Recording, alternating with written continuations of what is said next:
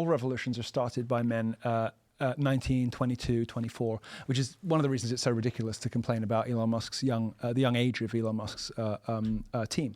Those are precisely the people you want in there, not only because they're at the peak of their intellectual academic performance, but also because those are the guys that actually get stuff done. But the way these revolutions typically happen is that those young men forge allegiances with men of the next generation up, right, or one after that.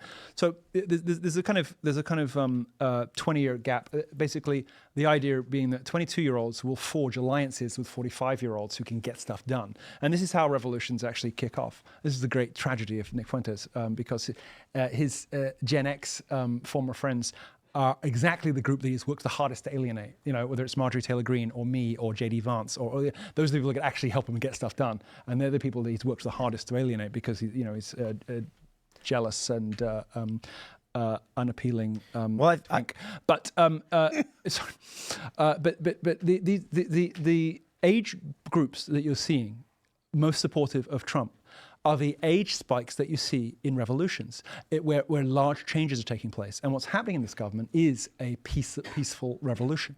And it's remarkable to see somebody who actually understands business in government. I've never in my life, and maybe this has happened, I don't know it, possibly the IRS, I've never in my life heard of a government reform going through with a chargeback, which all business owners know to do and know how to do and know what it means. But when was the last time you ever heard of the government trying to get money back that it had spent? It's never happened. Well, there's a reason for this. Like I called this a few years ago. So everything you said is correct, but there's another aspect that we realize and they don't.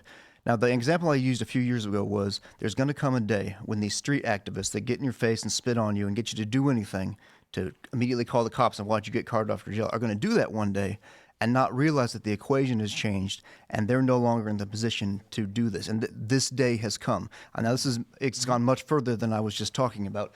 They don't know. They're still doing what they did because they don't realize.